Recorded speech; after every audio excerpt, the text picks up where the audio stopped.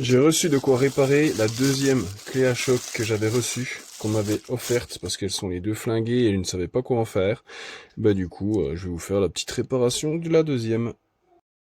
Alors déjà, j'avais déjà viré les vis pour gagner du temps. Donc là, ça c'est pareil, on va tout défaire.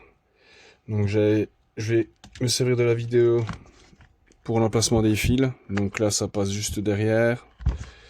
Donc pareil sur celle-là, il y a un fil que je sais pas ce que c'est. Alors, ça, le plus chiant, c'est ce fil ici qui, y a pas de place. C'est vraiment mal foutu. Donc là, on tire, ça, on fout là. Voilà. La carcasse, je la nettoierai après. Donc là, c'est pareil, c'est les charbons qui ont éclaté. Donc là, je vais devoir défaire les 4 vis ici.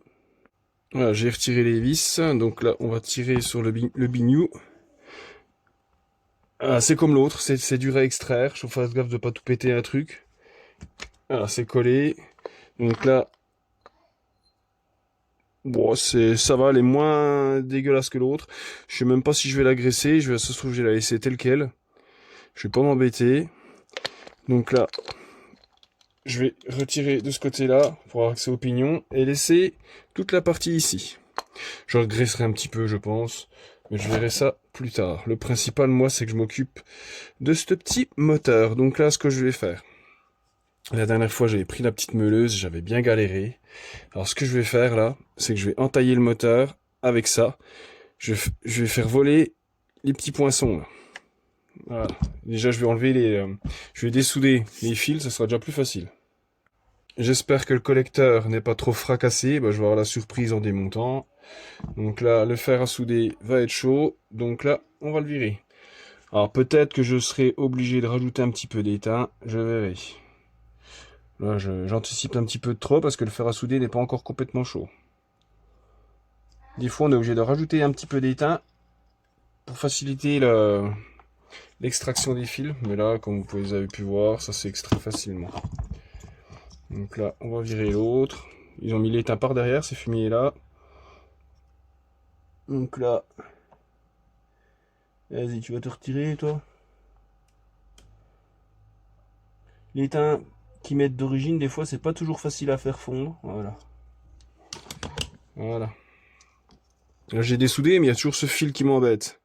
Alors après, je pourrais le déconnecter ici, mais bon. Allez, maintenant, on fait sauter les petites pattes.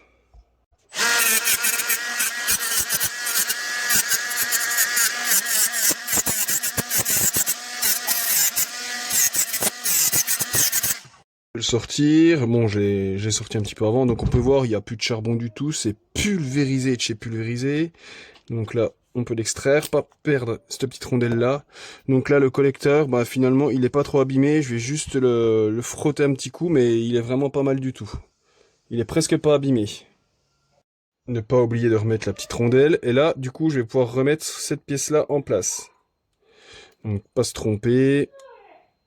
Il y a une forme différente, là avec un petit cran ici, que là il n'y a pas. Donc là c'est plat, et là il y a le cran. Où il y a le cran, c'est le plus. Donc là, ce qu'on fait, on écarte les charbons. Bon, j'aurais pu enlever la rondelle, hein. J'ai la flemme. Donc là, on écarte, et on fait rentrer le bignou. Nickel.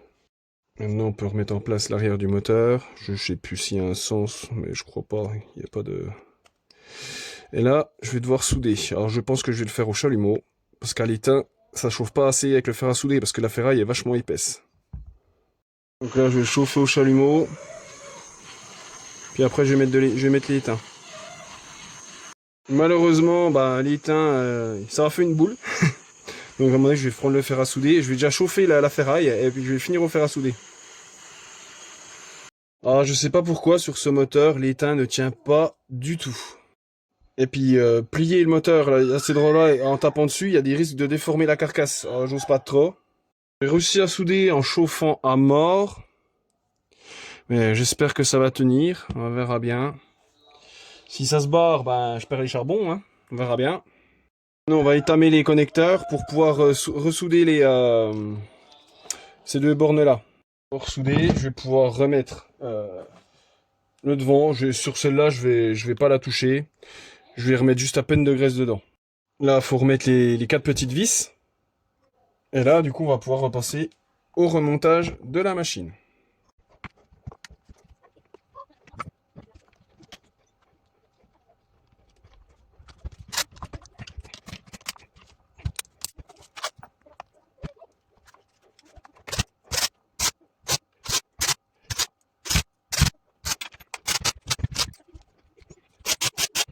Bon, maintenant, on n'a plus qu'à essayer avec une batterie. Alors. Et j'ai même l'impression que celle-là, bah, le moteur, il est plus performant que l'autre. Je vais vous montrer. Donc celle-là, c'est celle que je viens de refaire.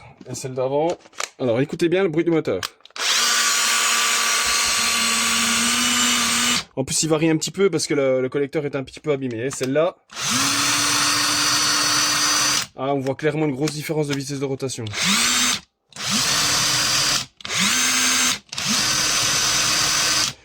Celle-là, j'ai pas de jeu. Celle-là, j'en ai. On voit une petite différence. Alors, on verra à l'usage, mais en attendant, les deux fonctionnent tip top aux petits oignons.